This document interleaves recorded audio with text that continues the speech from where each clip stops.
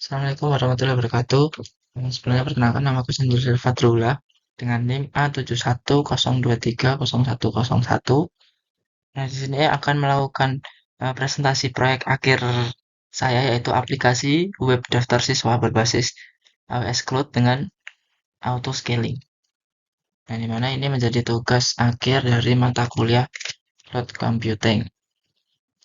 Oke, next. Nah, sebelumnya untuk gambaran umum dan skenario bisnis.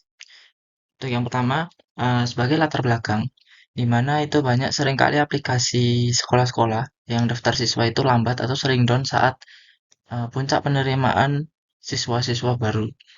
Nah, di sini kebanyakan itu server tunggal tidak mampu menangani banyak pengguna secara bersamaan. Jadi, semisal diakses di waktu yang sama, itu akan down atau tidak bisa dibuka. Nah, yang kedua, ini tidak ada auto scaling dan load balancing-nya, sehingga beban yang diterima oleh web atau database mereka itu tidak merata. Lalu ada basis data yang kurang aman karena masih satu server dengan aplikasi lainnya. Lalu ada resiko kehilangan data dan downtime tinggi karena tidak ada high availability. Lalu untuk peluang, nah di sini peluang saya membuat web aplikasi daftar siswa ini untuk membangun aplikasi daftar siswa yaitu berbasis AWS dengan auto scaling dan high availability, lalu mendistribusikan traffic menggunakan application load balancer dan memisahkan web server dan database untuk meningkatkan keamanan. Lalu yang terakhir ini menggunakan Amazon RDS di private subnet mask untuk keamanan data yang lebih konsisten. Lalu, masih dalam slide yang sama yaitu gambaran umum skenario dan bisnis. Fitur utama pada aplikasi yang saya buat yaitu yang pertama, dia bisa menginput data siswa, di mana kita itu bisa menambahkan data siswa seperti nama, alamat, kota, negara, email, dan nomor HP. Lalu, untuk manajemen data yaitu aku menggunakan CRUD, yaitu create, read, eh, di mana itu seperti data yang di dalam database itu kita bisa tampilkan, bisa diedit misal ada yang salah, lalu bisa dihapus satu persatu, dan bisa ditambahkan beberapa siswa sekaligus. Nah, lalu untuk akses multi-user, di mana aplikasi ini itu dapat digunakan oleh banyak pengguna secara bersamaan, tanpa menurunkan performa dari web aplikasi tersebut. Jadi ini tidak bakalan down karena jika IP yang pertama penuh, dia akan dialihkan ke IP yang kedua atau DNS yang kedua. Lalu untuk data yang terpusat, di sini seluruh data itu disimpan pada database cloud sehingga isi data itu aman dan konsisten. Oke, next. Nah, lalu di sini ada gambaran umum solusi untuk fitur utama aplikasi ini guna menghadirkan aplikasi web yang reliable, aman, dan mampu menangani lonjakan pengguna secara bersamaan. Nah, arsitektur ini memanfaatkan layanan AWS Cloud dengan rincian komponen itu ada beberapa, yaitu ada 6 yang saya masukkan di sini. Yaitu yang pertama ada Auto Scaling Group atau ASG. Nah, ASG di sini tuh berfungsi untuk menyesuaikan kapasitas server secara otomatis. Nah, jadi dia itu menambah atau mengurangi unit mengikuti traffic pengguna. Seperti yang tak jelaskan di tadi, semisal banyak yang mengakses dalam waktu bersamaan. Nah, mereka akan menyesuaikan kapasitas servernya secara otomatis. Mereka bisa menambah server baru atau mengurangi server unitnya. Gitu. Lalu yang kedua ada Application Load Balancer atau yang disingkat itu ALB. Nah, ALB sendiri ini gunanya untuk mendistribusikan beban traffic ke berbagai instansi secara merata untuk mencegah kelebihan beban overload. Nah, ini juga bisa menjaga performa aplikasi itu tetap stabil, tidak ada kendala dalam diaksesnya. Nah, lalu ada IAM atau Identity and Access Management.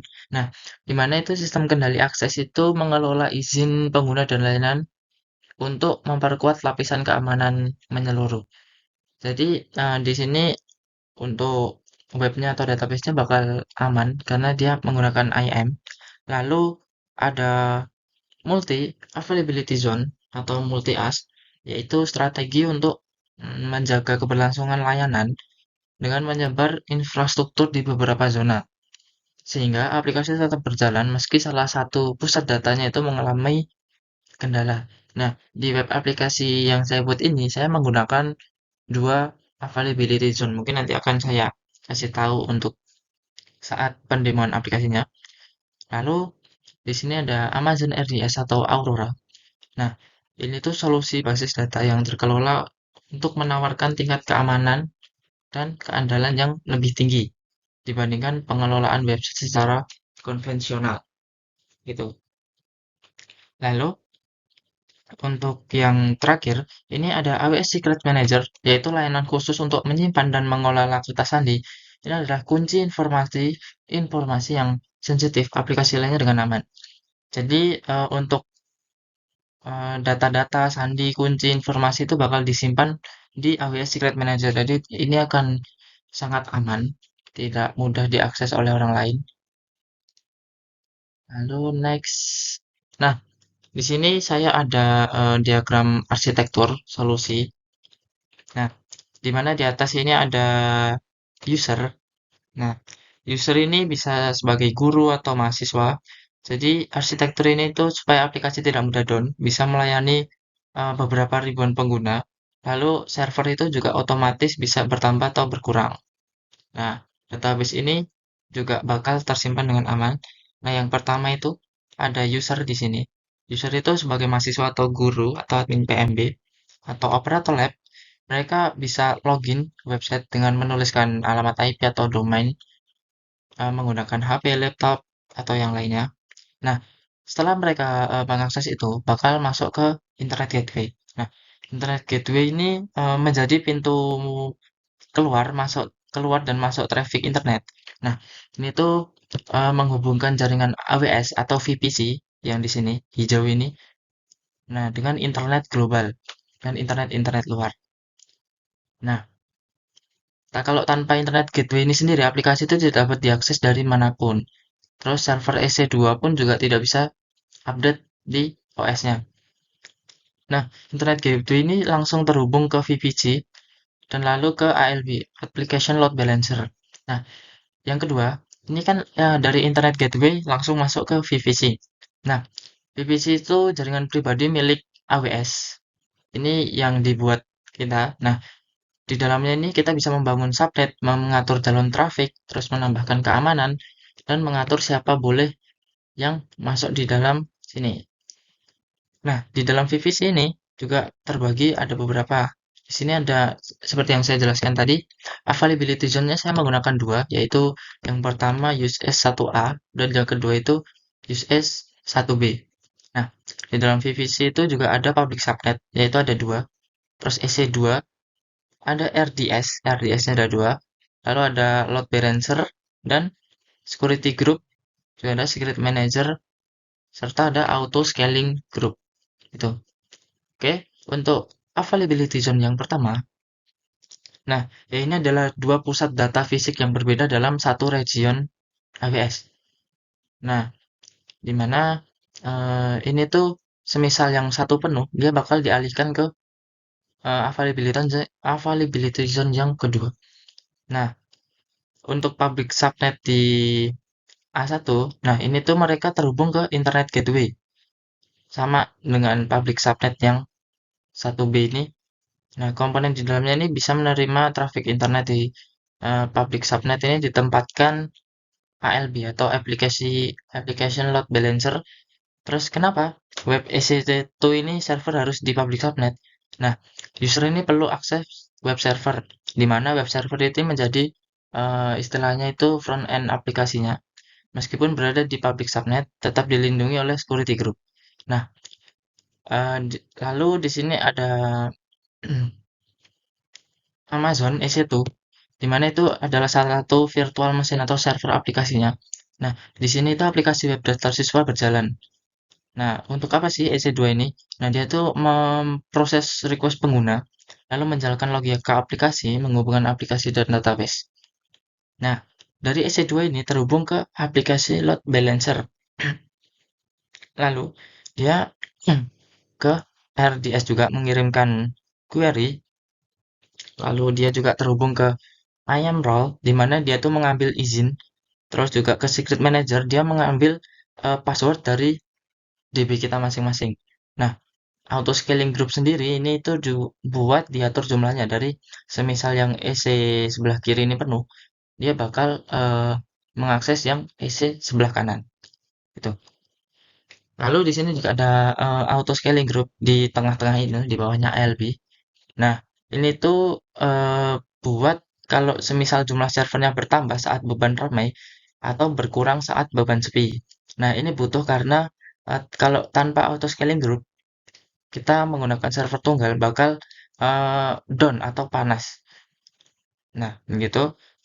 Lalu juga auto scaling group ini terhubung ke ALB, EC2 dan CPU throughputnya kita masing-masing. Lalu ada ALB, Auto Load Balancer, di mana ini menerima request dari internet, membagi beban ke banyaknya EC2, mengecek kesehatan EC2, lalu menghindari overload pada server-server keduanya ini. Oke, lalu ada private subnet. Yang di bawah ini ada private subnet A dan private subnet B. Nah, kenapa disebut private subnet? Nah, dia itu hanya bisa diakses dari jaringan internal, dari dalamnya AWS gitu aja. Nah, kenapa dibuat public private subnet? Nah, di mana ini tuh menyimpan komponen yang sensitif seperti database, informasi, sandi atau dan lain-lainnya. Nah, lalu di dalam private subnet ini ada Amazon RDS atau database yang berwarna ungu tabung ini di bawah. Nah, di dalam inilah tersimpan data-data siswa, di mana dia mengisi nama, email, nomor telepon, alamat, dan lain-lain. Nah, kenapa RDS ini di private subnet? Karena hanya aplikasi aja yang butuh akses ke dalam sini. Jadi dia tidak terekspos ke internet yang lainnya. Itu. Lalu ada AWS Secret Manager dan IAM Role di sebelah kanan sini. Nah, Secret Manager ini untuk menyimpan username database, password, database connecting string, dan informasi-informasi sensitif yang lainnya. Nah, lalu untuk IAM role, di sini EC2 itu bisa mengakses Secret Manager, memberikan izin untuk mengakses Secret Manager tanpa menuliskan password di file atau kode di dalam Secret Manager itu sendiri. Nah, alurnya itu EC2 ingin mengakses database. Nah, sebelum itu SS2 perlu meminta password ke Secret Manager. Nah, IAM role ini mengatur dia tuh memberikan izin atau menolak untuk EC2 mengakses Secret Manager. Nah, lalu EC2 dapat password dengan aman, barulah EC2 bisa mengakses RDS yang di bawah. Nah, mungkin itu. Oke, ini tidak. Oke, sekarang kita akan mendemokan aplikasinya. Di mana di sini kita mulai dari VPC. Nah, VPC di sini aku membuat dua, dimana yang pertama ini otomatis karena auto scaling group. Yang pertama, nah di sini untuk detailnya sebentar, bisa dinaikkan. Ini ada VPC dengan roadmap. Roadmap ini aku membuat public subnet. Public subnet itu ada dua, yaitu public subnet 1 dan 2, dan ini tuh terhubung ke router table yang RTP public di sini. Ada network connection XYZ VPC IGW. Nah, di subnet public ini sendiri itu bisa diakses buat eh, dari website lainnya menggunakan internet. Nah, lalu di sini aku juga menambahkan privat subnet. Ada dua, privat subnet 1 dan privat subnet 2. Nah, mana di sini privat subnet itu hanya bisa diakses oleh eh, internal. Jadi ini hanya bisa diakses pada saat kita masuk ke sistem AWS-nya. Nah, lalu kita ke EC2. Nah, di EC2 sendiri, di sini instance-nya saya membuat tiga sebenarnya. Nah, satu ini kosong karena dia itu menggunakan load balancer. Karena dia agar bisa diakses oleh menggunakan DNS name. Nah, di sini untuk yang pertama XYZ Tax 5. Nah, ini public IP-nya seperti ini. Sebentar, saya buka. Ini harus nggak pakai S. Nah, untuk akses website menggunakan lewat S itu, ini bisa dari sini sudah ada dua nama student yaitu nama saya sendiri. Nah, di instant ini di security, ntar. Nah, di security ini saya membuat dua TCP. Ini sama-sama dengan TCP. Nah, di mana port range-nya itu yang pertama dia menggunakan 80. Lalu yang kedua ini menggunakan 3360. Nah, ini untuk security groupnya yang 3360 ini menggunakan IPv4 tipenya SSH. Port range ini dengan source IP-nya di sini. Oke. Eh, Aduh, ini nggak bisa di ano. Nah, oke, lalu kita untuk yang ini tuh menggunakan DNS6. Dia otomatis kesambung oleh launch balancer. Nah, kita lanjut ke launch balancer. Nah, di sini tuh saya sudah membuat satu launch balancer di mana kalau sistem dari salah satu EC2-nya itu penuh, dia akan beranjak ke EC2 yang satunya. Seperti tadi yang namanya kosong.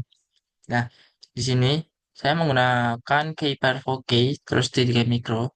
Nah, untuk hmm, ininya default versinya satu launch template. Lalu kita ke security group. Nah, untuk security group sendiri aku membuat ada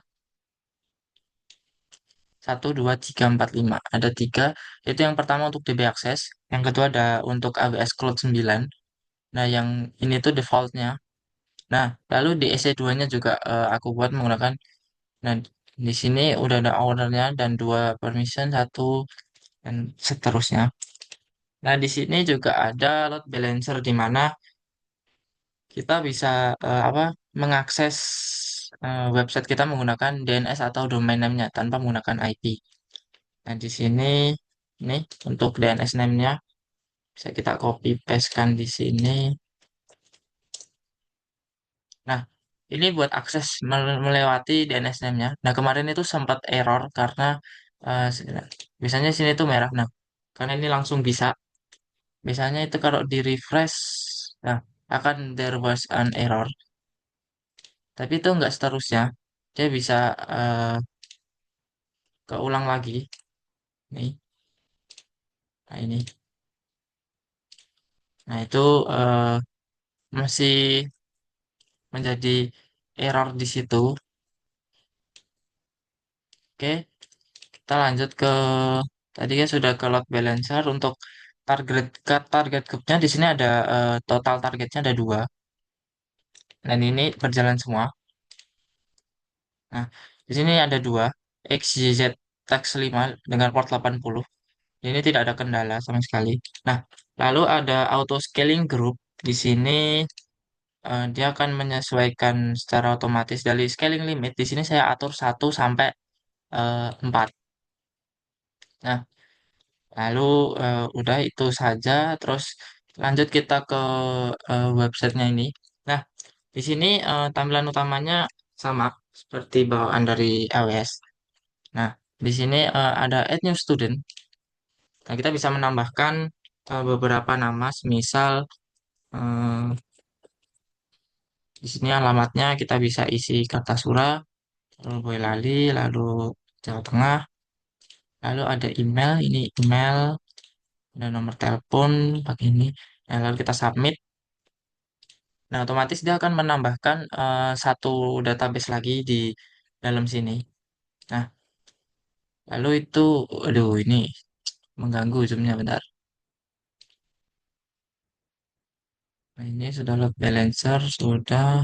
Nah, di AWS Cloud 9 di sini aku menggunakan database, menggunakan AWS Cloud 9 ini untuk menyimpan database-nya dari isinya. Nah, di sini kita bisa tarik nih zoomnya yang atas mengganggu. Nah, kita bisa buka dari sini Cloud 9. Lalu, sebentar. Yuk kita klik open. Nah, jadi di Cloud 9 ini kita bisa melihat untuk isi database-nya. Nah, di sini aku tadi sudah sempat melihat di mana sini kita menggunakan Sow database. Dan database-nya ini ada Student Information Schema, MySQL Performance Schema. Nah, di student sendiri ini sudah aku atur di dalam student, di dalam tabel student yang huruf besar ada directory lagi yaitu student. Nah, di mana yaitu tersimpan database-nya di dalam situ. Nah, di sini kan kita sudah menambahkan satu database lagi tadi. Saat manu kita bisa bisa mengeceknya kembali, select from students. Nah, ini otomatis database-nya tersimpan di sini. Dia menjadi tiga, bertambah satu dari database yang sebelum-sebelumnya. Oke, ini buat terus untuk Cloud 9 sudah itu saja. Lalu untuk EC2 ini sudah. Nah, untuk Secret Manager, di mana di sini aku eh, menggunakan satu Secret Manager, di mana AWS Secret Manager MyDB Secrets ini. Nah, oke, sudah. Lalu kita ke Aurora dan RDS, di mana di sini tuh sudah ada database yang aku buat satu ya, di mana di sini aku menggunakan XZDB dengan MySQL. Nah, kita bisa buka dulu. Nah, CPU yang terpakai itu ada 2,82%. Nah, ini ada VPC-nya. Dia menggunakan port 3360 dan eh, mungkin itu aja. Nah, mungkin itu mungkin kendalanya itu saat IAM role. Jadi dia itu nggak bisa diakses saat eh, saat tidak ada internet. Jadi dia itu harus login, harus mengaktifkan AWS Cloud-nya dulu. Jadi dia bisa terakses di sini. Nah, ini buat AWS Cloud 9 ada VPC. Oke, next mungkin kita pindah ke sini. Oke, ini untuk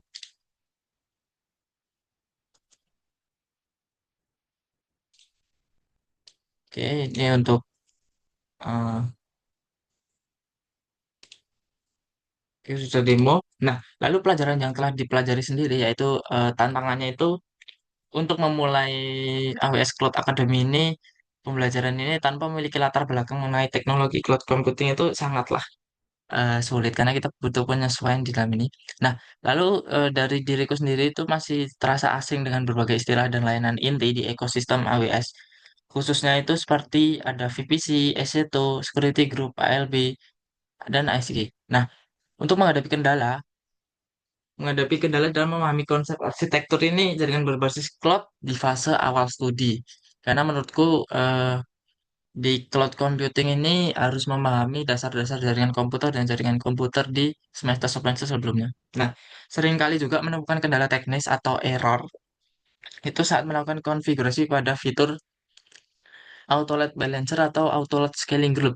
Nah, di mana yang tadi sudah saya tampilkan di auto load balancer itu kadang bisa error yang muncul merah tadi.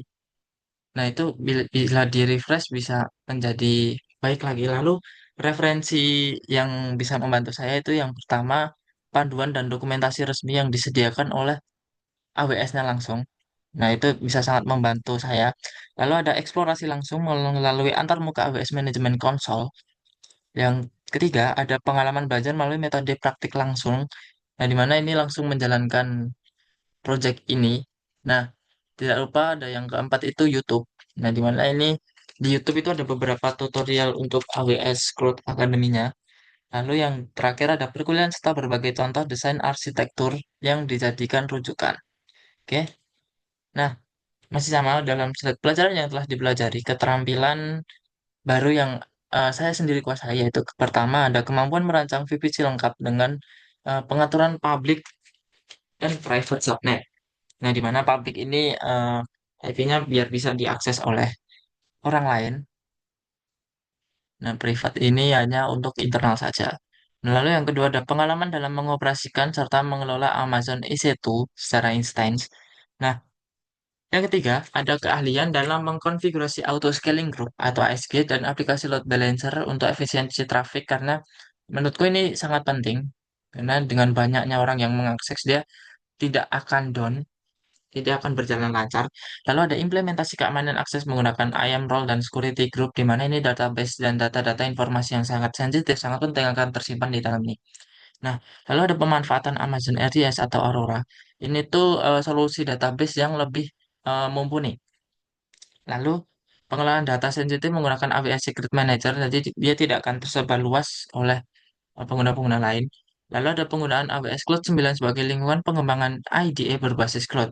Kita bisa menambahkan database lewat Cloud 9 langsung.